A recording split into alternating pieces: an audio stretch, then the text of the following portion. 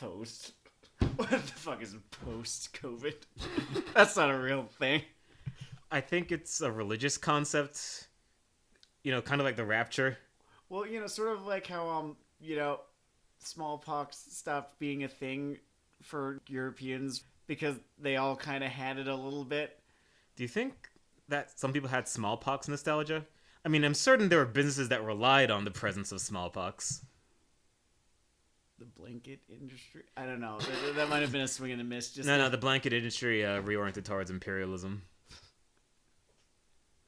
Oh, wow. I just felt myself sink a little closer to hell. Man, I can... Like, you ever just look down and see your ankles are a little dirty? A little dirty. They're, just a little bit scalded from, being sitting in, I don't know, what's there? Lava? Lava just... Brimstone? What the fuck is brimstone, anyway? What is brimstone?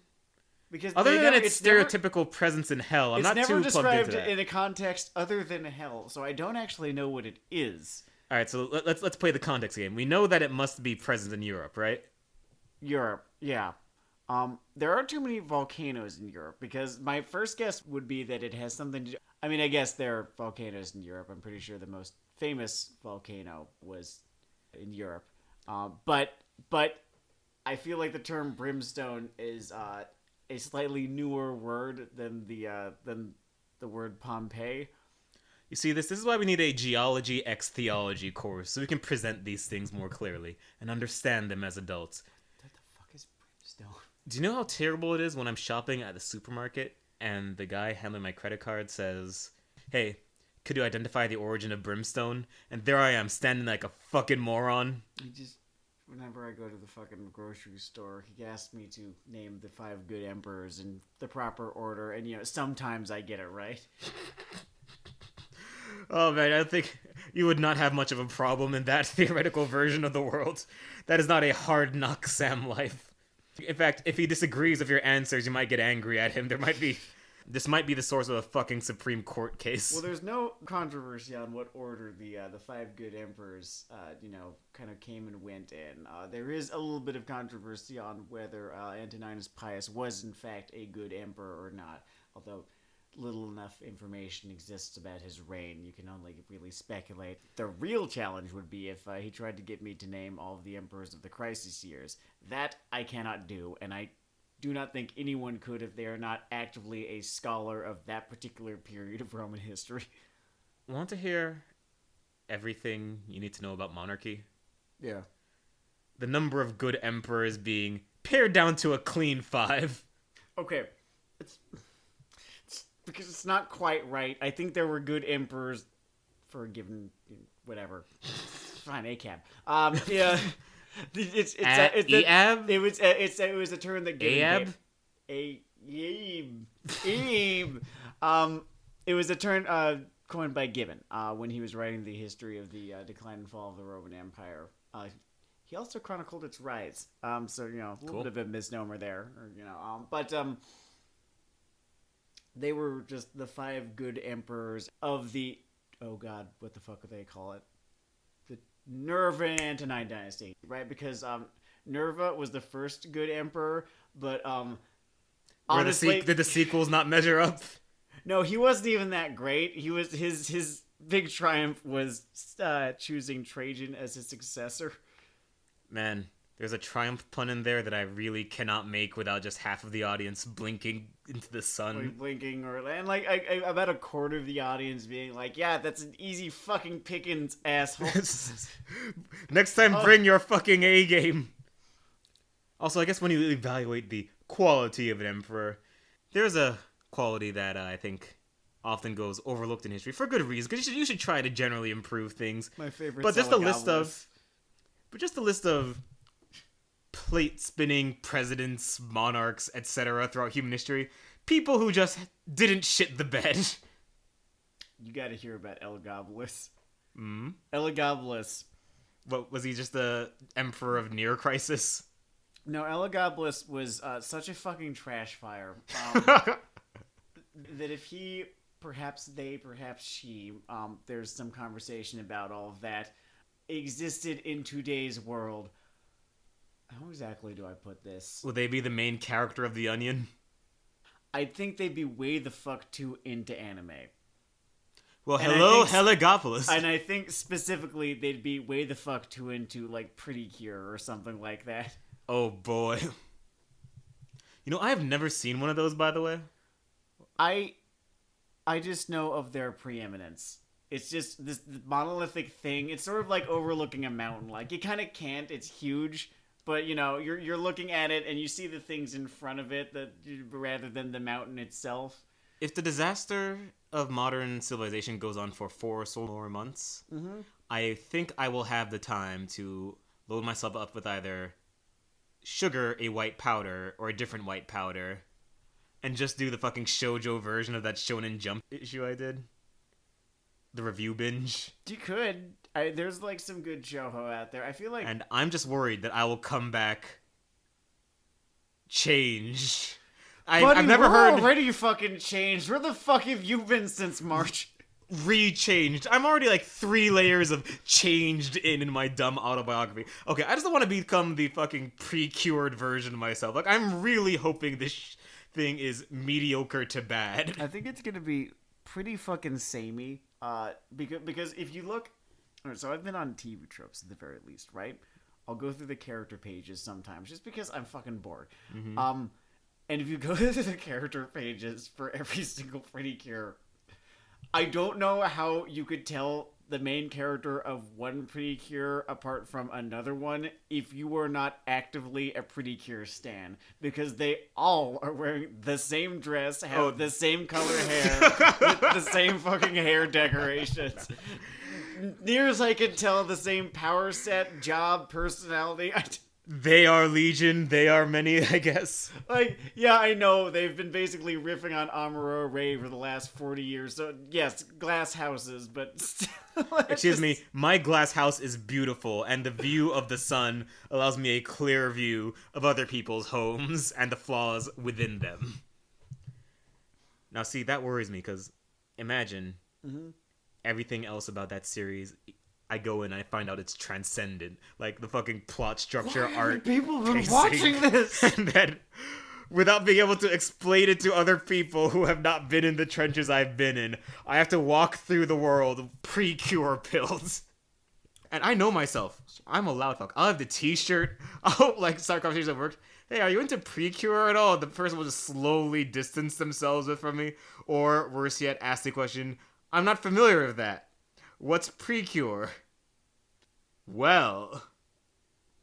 Yeah, I've been having this similar problem lately, being as fucking into whiskey as I've been. As it turns out, the average person doesn't actually give a shit about what bottled and bond means.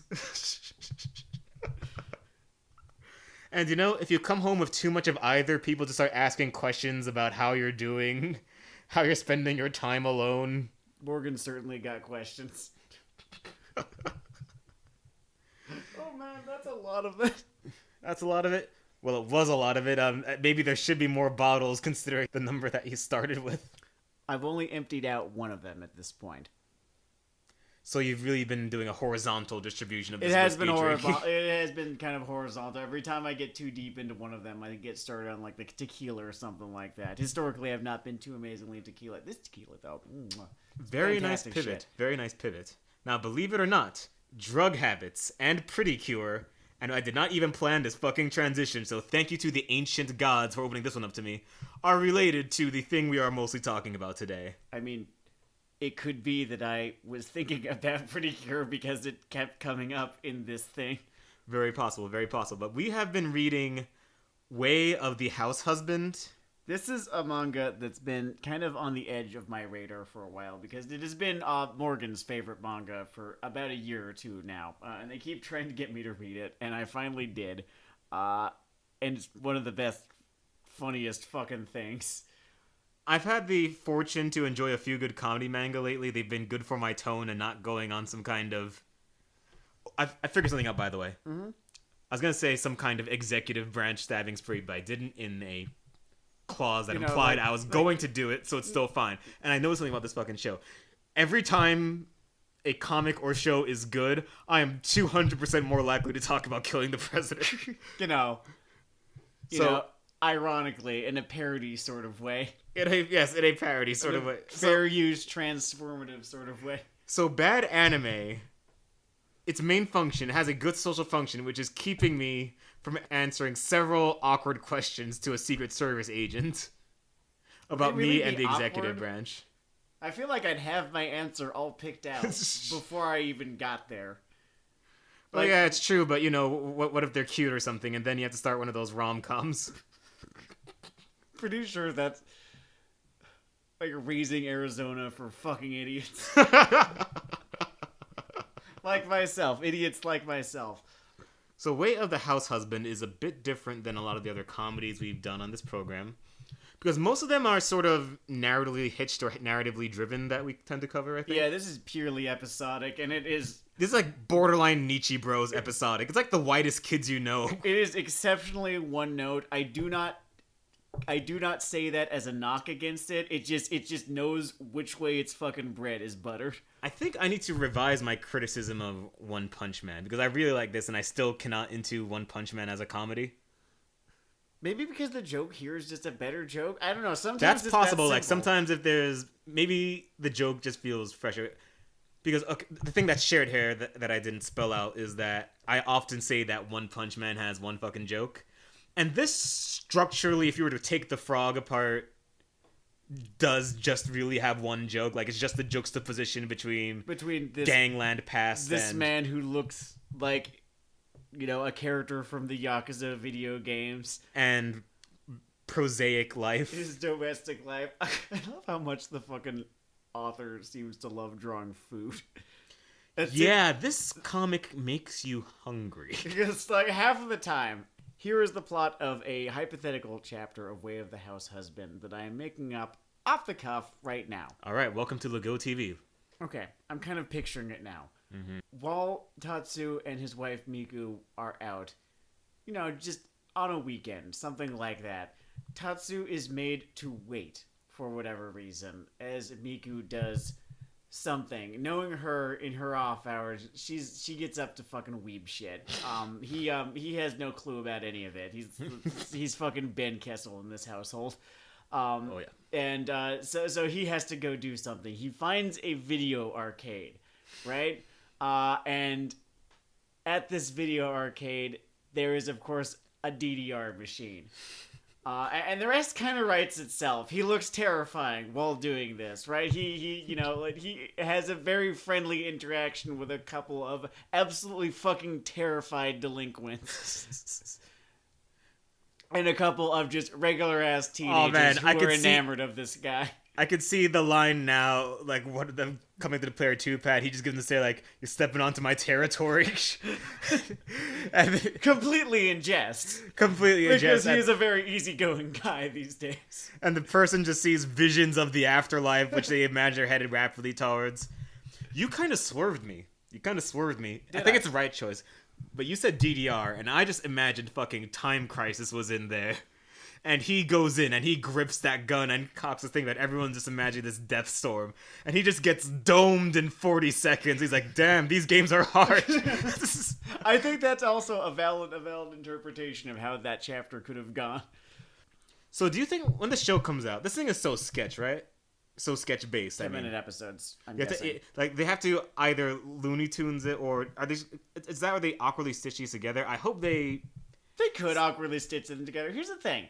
Kaguya-sama never felt at all awkwardly stitched together, and all of those episodes, with a couple exceptions, are mostly just the vignettes or like the chapter-sized vignettes. Like there's 3 or 4 of them, and max 3 usually. I guess if you make some vignettes share a bus seat, they can form alternate A or B plots in a woven basket.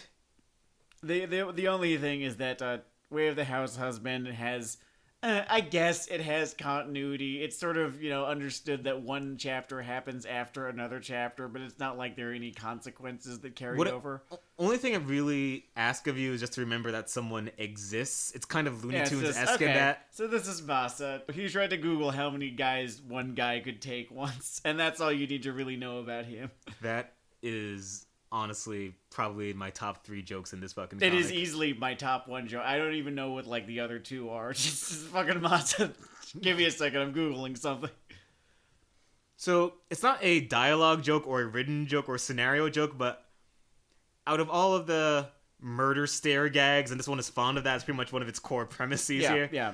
I think that one of the original 3 that he gives the mob boss lady just had me giggling. Well, it's because this guy's author, he likes constructing goofy tableaus. Yeah. And a lot of the chapters end on a goofy tableau, which will feature Tatsu drawn, as hyper, Yakuza-y and realistically. The great thing about this is that he literally looks like he's from another manga. Like, he's drawn with a different art style than everyone else in this fucking It is very comic. well done. This manga is extremely well served by the art chops. Yes. Like, in a way that, like, what's the last thing that... I always come back to prison school. Prison School. Can I do a not prison school comedy manga comparison? Dig deep, Dennard. Believe in yourself. GTO. Oh, I gotta get back to GTO. That was a good time. Yeah, I love GTO. but GTO. The GTO, yeah, that's a good But reference also point for Prison this. School's art was transcendently beautiful sometimes. In its stupid, kind of piss-stained kind of way. Dude, artfulness applied to low stakes is one of those autopilot routes to comedy that I will always just rock well with. And as I get older, again, I think I've mentioned this before on this show, scatological humor just gets funnier and funnier to me the older I get. I don't care about impressing anyone with how, how sophisticated the jokes I laugh at are. Who gives a shit? Poopy. The poopy didn't get in the potty. There, it's great. Poopy didn't get in the potty, indeed. Oh, I also did like the gag where his foreign friend is basically suffocating himself to barbecue some meat in a Japanese apartment. Which I didn't quite get to that chapter. It's a thing. Something that some of you will be excited by. Mm-hmm. I know that some of you are unenthused by what you might call JoJo posting, just constant posting of JoJo memes, reaction faces. What may give you a reprieve until part 6 sort of breaks the door in again is that just the one-off chapter-ending reaction images from this comic are good enough that if the anime takes off, it might just be the reaction mine for a time. I would love that. Because this guy really loves his dialogue-free, just closing panels of... It's that thing that Kaguya does in the middle of chapters a lot, where, like, the environmental blackout, and it's just... That shit. That one right there, It's that, but he likes to put it at the end, and it works well there. It's also... I don't know, it's different. Most people like to put a sort of tag one-liner there. No, it's usually... Again, usually a goofy tableau is what closes this thing. Yeah. I think my favorite was after he'd gotten a cooking duel, because this is a manga, right? He'd gotten in a cooking duel with another former Yakuza from, I'm pretty sure it was a rival clan. And they took fucking pictures of it. Took fucking pictures of, the product that they had just, created with their phone. And then posted it on Instagram. And after Tatsu acquired a single like, and if you pay attention, it's his wife giving him that like, he won because the other guy got 0. And then the chapter just ends with the other Yakuza just sitting there in defeat. And there are 3 images in your head. One is a little too subdued to take full advantage of this. One is a little too over the top, and you sort of milk the joke dry. But he got the exact right level of this guy's reaction to this right situation. There. He's sullen, right? It's not the corner of woe where he's getting snowed on and he's biting a handkerchief or whatever. It's just he's there, and you could just imagine him saying, you get a good window in on his pain. And I really enjoy that. Hey, so some of you are creative types, some of you write or draw. Mm-hmm. If you want to make a comedy, and there are many kinds of comedy, so you don't have to make this kind, but if you're writing a comedy, you have no idea what to do, really one of the free routes is just the expressions and tones of one thing in another thing. Just draw people making goofy faces. It's great. You could go pretty far doing that. Like, you can just drop this steely-eyed Yakuza 4 mid-boss into this domestic comedy, and I'm still rocking Yeah, with it's still good. So unfortunately, there's not a whole lot else to say about Way of the House Husband. But fortunately, there's other stuff that we need to talk about. We've been, just because we liked it, continuing to watch Rent-A-Girlfriend. We have continued to watch Rent-A-Girlfriend, in which I will always have to double back on myself, make sure I didn't say rental girlfriend, because evidently I have some kind of wrong title speech disorder. Just keeps happening.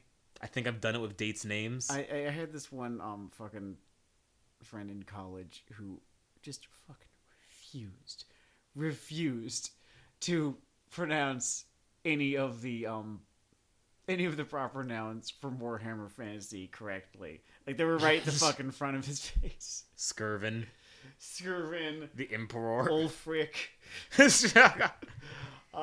Well, Ulfric is just way too much Skyrim. Yeah, I think he just played too much Skyrim at that point in time. But okay, so Rent-A-Girlfriend, right?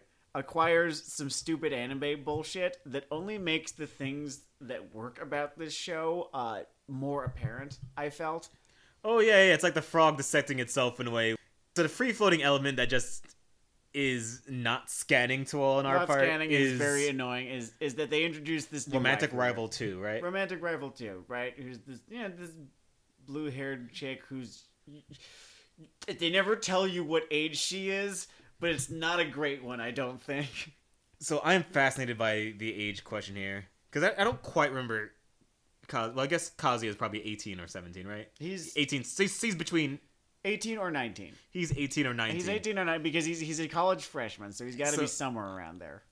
I'm kind of fascinated because every version of this girl is annoying. Mm-hmm. But it would make a different core gag for each number in my head. Because if she's 17, he's sort of just making his life harder. Mm-hmm. If it's 16, it's kind of in that amusing comic amuse zone. And if it's 15, he needs to put her in fucking detention or something because... No. Bad boy. No, you can't. Well, so do not pass go. The sort of situation is that he begins getting... They don't say stalked, but, that's what's happening. By his idiot friend's girlfriend, and I'm doing air quotes right there, because she is quite clearly... Oh, yeah, you guys are always missing girlfriend. Some excellent visual gags on this podcast. It's really just such a fucking shame that the TV producer never noticed me. I do most episodes in a handstand. Yeah, man. But yeah, he's getting stalked by his friend's air quotes girlfriend, who was another rental girlfriend because... And then she threatens to blow the whistle. World of X. She threatens to blow the whistle on his little fucking operation unless she is allowed to be his actual girlfriend. And it's tiresome to watch this sort of unfold in front of you because I've seen this sort of shit a million times before, and it does not endear the character to me at all. I don't know how it was supposed to. She feels extremely familiar in a show that trades off on how fresh some of this stuff seems, or at least audacious. Well, what's interesting about this show, what is good about this show, right, is that its pathos does track. It does feel real a whole lot of the time. Like, you get to the heart of this guy and his loneliness. Yes. And I guess that's why she doesn't work, because everything about her feels sort of artificial and this isn't a real anime-y. person. This is a character. Yeah. Like, I'm not going to go so far as to say this is a character design, because she does actually have a personality. It's just not a great one, and it's a very artificial one. So she is a character, but she's not very human. And T-800-esque. And her presence here, right? Because, oh man, does she make her fucking presence known? It's like she's actively trying to... She's not just invading this kid's life, she's invading this show. You are being stalked by this character. You're being stalked by this character. And every time they can get away from the character, it's this honestly really interesting and sometimes kind of sad, almost melancholy kind of feeling that you get as, like these two characters, these two main characters sort of, are only really able to tell one another the truth, or are really only able to be truthful with one another because they can't be truthful with the rest of the world because, like, A, the very rom-com-y circumstances, and B, just because sometimes it's like that. As you can see, Sam was a strong member of Team Hana, and yes, he will forgive God eventually, but not until he has faced him. Hana from Prison School, if any of you are wondering. Yeah, there's something very compelling about that. Hi, welcome to Weeaboo Hell, we're a Prison School fan cast. Stay until I fucking die. There's something I find very compelling about that model of relationship, or just that kind of relationship arc, is just like two characters grow closer through how much they understand one another. Even if they are two different people, they are very kindred spirits, and they can be honest with one another and do not need to bullshit one another. And honestly, cannot bullshit one another in some circumstances. In both of these circumstances, both the circumstances in Rent-A-Girlfriend and that in Prison School. I guess there is something resonant to it. Maybe even one's personal preferences there. Could be. What I like is that when it's just the two of them, a whole lot of the time, it feels like they have escaped from anime world, if only for a few moments. Anime world is like the secondary antagonist of Rental Girlfriend. Honest to fucking God, it feels like he's trapped there half the time. He seems to be in such constant fucking high blood pressure ass pain. I feel like she is the boat operator, like fucking Sharon, between our world and anime world. And he's trying to collect the fare to escape. Or maybe I've been playing too much Hades. That's also very possible. You could have been playing a little bit too much Hades, yeah. Which I guess I should play. It is a good time. It's on multiple things. Stuff. You'll find a version of Hades somewhere, I'm sure. It is on the platform. Yeah, interesting family relationship writing in Hades, but that's neither here nor there. I like the interesting family writing the interesting family relationship writing. There we go. In Rent-A-Girlfriend, specifically his relationship with his grandmother.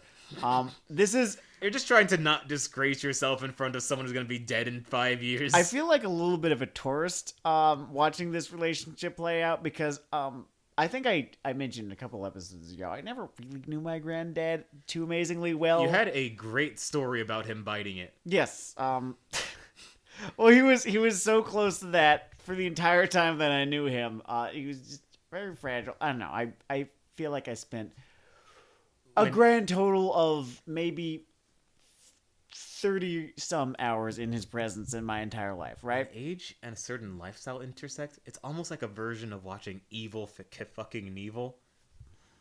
Like, yeah. Just how many late night whiskeys can he jump on this motorcycle? Also, he is drinking on this motorcycle. He is drinking on this motorcycle. He has drank before he got on this motorcycle, and once he is off this motorcycle, he is going to have a drink. So that's the thing. I never really had a relationship with a grandparent. Don't even want to fucking talk about my grandmother. That's a whole other can of worms right there.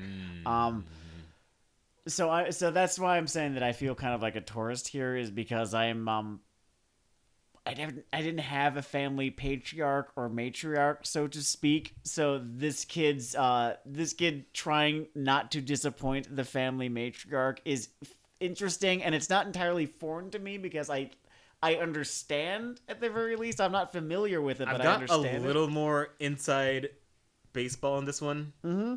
Because my grandmother's and mother died under the impression that I am a married Baptist.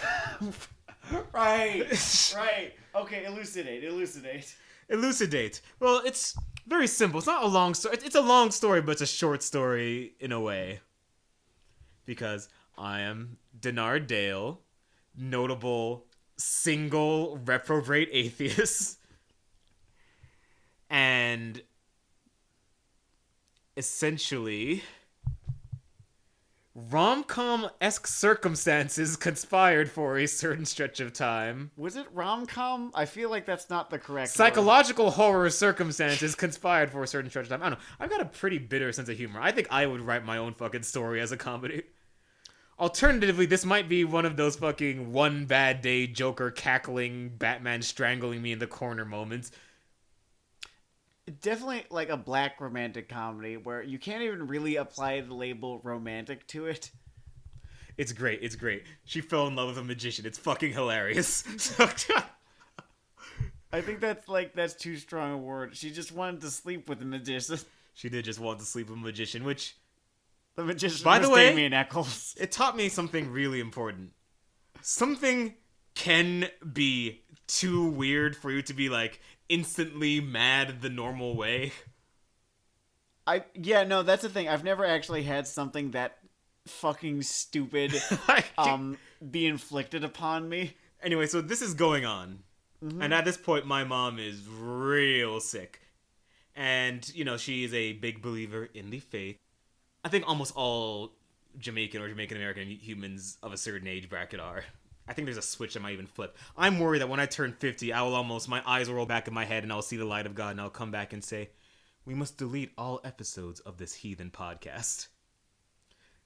The point, and I almost do have one, is that due to her beliefs on, you know, me not going to hell and me not dying alone, I kind of sort of kept the information door swung towards the idea that... Sorry, I just don't get to church that often, you know? I just don't get to church that often, and, oh, you know me and Miriam, as I just sort of fucking put bullets in Eminem's gun.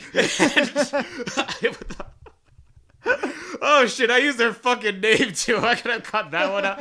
Nope. Anyway, the point, I do have one, is that I understand that you want them to leave the world in a certain tone, and do you really need them to leave worrying about reality? Like, what is real? Or true? Honestly, yeah, like, well, if, you know, reality is, you know, what is created by us, then, you know, who is to say that you cannot create another person's reality? You know, and, like, who's to say that it's not real? So, I think this also leads to, despite my general bitchiness about a lot of rom-com shows, I think I almost give this show a little more rope in terms of him just going through lying jump shots to keep it away from his dying grandma. Please. Because I have done... I've disappointed everyone in my life. I've disappointed myself more than anything. I can't disappoint her. Because you will go through fucking Mission Impossible Rogue Nation stunts to avoid dealing with that conversation. I can believe that. It's, again, I feel like a tourist. It's fascinating. I've just never had to do anything like that. Also, like the grandma here, my mom was hilarious. Here's a story. I know exactly what story it is. Oh, you know exactly which one? Yeah. Okay. Just me and my sister in 2016. Going, man, this election's crazy. Can you believe this clown show? Yeah, I can't wait until this is over and put him behind us. And my mom, she stops just short of the Wizard of Oz Wicked Witch cackle and just says, you don't understand these white people that well, do you? And I'm like, oh, actually, mother, 538 says...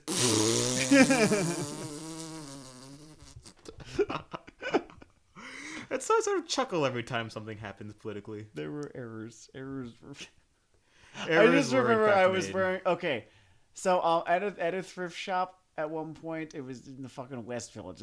At this Goodwill in the West Village, I found a white t-shirt that had the 90s cup, you know, kind of the 90s cup pattern on it. Okay. And, you know, I bought it immediately. It was $2. And I was wearing it at one point while we were visiting. We were visiting your mom. What I had not noticed when I bought it was that it was actually branded. There's this stupid fucking Facebook meme page called Fuck Jerry. Yeah. That basically steals content, rebrands it. They've just started. It's like a new gen albino black sheep E-bombs world. That sort of thing. Yeah. they are without souls. Like I think someone published like some sort of expose on this meme page, and the people who work for it, and they are fucking content zombies. Fucking Cylons. Yeah. So the logo "Fuck Jerry," which is just. It's in Comic Sans. They don't really have a logo. It's sort of printed across one of the left, I think, like the left sleeve of this T-shirt, right? And here we are at your sweet God-fearing mother's apartment in Jersey, and I forget that is printed on this thing. So as I pass by her on the way to or from the kitchen, she just asked me, "What did Jerry do to you?" And I have to fucking leave the room. It was a fucking achievement. Oh, I miss her so much. Me too, though I do get to steal 20 years of jokes now, but yeah, I miss her a lot. Constantly. Oh man. I can only fucking speculate what her take on the moment would be. Other than probably maybe 3 called shots. It did not look uphill from her perspective. So, by the way, even though... Sorry, not to drift race too hard in the directions of the episode. Mm-hmm.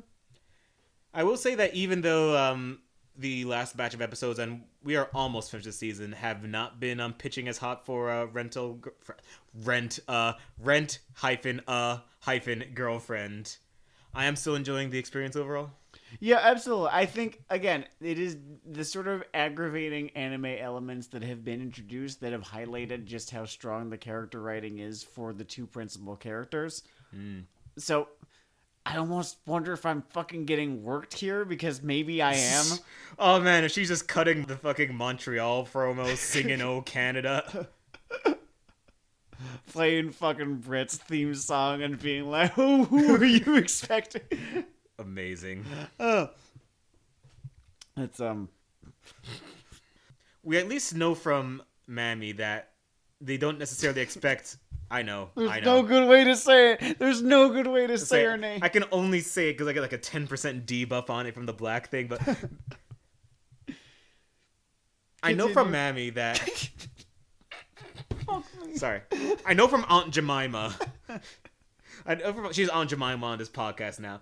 I know from Aunt Jemima that the author is at least not committed to the idea that every waifu must be, for lack of a better term, face. Yeah, no, I think there's something to that, because Mami, you pay attention to the fucking OP, you know, you will know straight up that she is the bad guy of this fucking show. There's a second and a half or so, less than that. I missed it on my first run through. I missed it on my first fucking 6. I wasn't paying attention. When you see it, you'll shit bricks. Yeah. Haven't heard that one in a fucking while. Right. Yeah. So I think there's something to what you're saying, in that, you know, we are introduced to what seems at first like a waifu gallery, and then it's just this collection of really not very pleasant people. I want to, because the internet is vast and this show successful, it has to be continued that exists. Oh yeah, absolutely. I want to meet the non-ironic Mammy ex Kazuya shippers. I mean, Zutarans still exist. Incredible. When it comes to Avatar or Korra, we are always willing to reignite old feuds, tear open old wounds. Oh man, there are some old wounds. Wasn't that the name of a fucking episode from that fucking series? I think it was. I'm not sure which one. It would be a good name for his field trip with Katara. Ironically. Yeah, I feel like that was the name of the episode. I'm gonna look it up. Yep, book 3. Ah. Although Old Wounds is, I'm pretty sure, it's a great book. God, if only the entire series had just been book 3. Oh yeah, for Korra, yeah, the whole thing had... I was talking to this one TV writer who always said if you have your thesis down and remember it, you can get through TV writing a lot more easily. And I think it applies to other things, though. You can sort of naked lunch a book if you have enough ideas in your brain. Mm-hmm. But for narrative television, I think it's a good guiding principle. And they just really had actual ideas for book 3 of Korra. They had vision for book 3. Like the best definitely the best fight scenes were present in that book, right? Like the best fight scenes. Well, so here's the hard thing about evaluating that. Mm-hmm. Because what makes a fight scene good, there are multiple axes. Yeah. But one of them, and one that Avatar tries to lean on consistently, is that you're invested with the ramifications of all the conflict happening. Yes. So and that was there is a chance book 2 might have one or two artfully like laid out and composed fight scenes where they have an idea of what they want to convey. Mm-hmm. But because this is a story fight that we're allowed to be invested in the story, and the story is vomiting out its own ass, God, it was such fucking... those are lost. In fact, I am pretty sure if you were just ask, I don't know, a fucking student of the punching game in film about the fucking Bolin turnaround scene from book 2, there was something there arrangement-wise or choreography-wise, but in terms of caring this is happening or why, it was a dark time. Just do this fucking episode. We should just fucking do the core episode. All right, yeah. I'll fucking rip that Band-Aid off, start watching it again. All right, fuck it. I'm just going to point at the ceiling. I'm just going to call the shots. Next episode or the one after it, we will finally just do the fucking Korra. The Legend of Korra.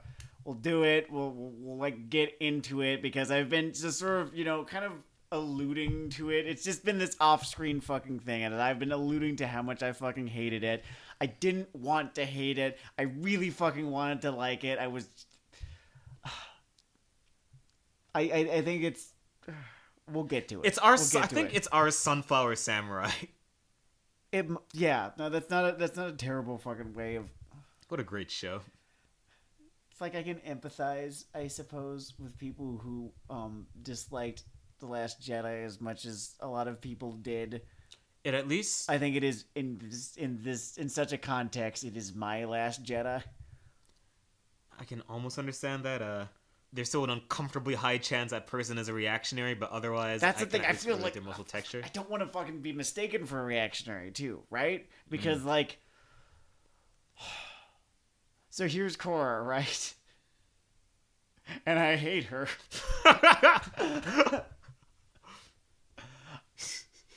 But I will never make the argument. I will never even try to make the argument that Korra is a Mary Sue. I wish she was a fucking Mary Sue. I wish she was a Mary Sue. Jesus Christ, you know how much more direction it would give the fucking plot if it was about how sweet this new character is, that at least they think she is? It'd be fucking great. Instead of watching... You cannot fail your face the main character of a traditional fucking fantasy A to B epic tour guide. It just doesn't fucking work. The show is just not subversive enough in any other respect that it ends up this working. isn't fucking Thomas Covenant here. I would love to see Avatar The Last Airbender a la Franz Kafka. That sounds fascinating. Or I'm thinking Dostoevsky. A la Dostoevsky. I can only The imagine... Avatar was a drunken man and a buffoon, and he was known about town for his buffoonery. Great. Oh god, it's gonna end up being like that fucking Philip Pullman book about Jesus. We read books too. I don't know. Book Hell was taken. Okay. Anyway, it has been a great time with you people. We will catch you next week with something, and at least before the time after next week, we will actually put our finger in this fucking bending thing. Read The Way of the Househusband. Oh, it's magic. It's a great time. It's so good. It does not demand very much of you either, like attention span wise. Like that's been my issue, is that I'm just like, I just do not have a whole ton of free time right now. Can't really commit to like anything really to, that you need to really invest yourself and, your attention span. He would have a hell of a time getting into Vinland Saga right now. Well, thankfully, I'm already into Vinland Saga. Mm-hmm. So yeah, something like that. It's just good. I hesitate to call it empty calories. I would call it, like bananas, like really good bananas, not empty calories. It's good for you. I would describe it to at least the experience of empty calories. You are just sort of ramming sketch Doritos into your mouth because you love grapes. that. It's like cotton candy grapes. Cotton candy grapes. Technically, like that. It's good for you. It also tastes like candy. It's good shit. All right, enjoy some good shit, people. It's Weeaboo Hell. Fuck 12. Fuck 12.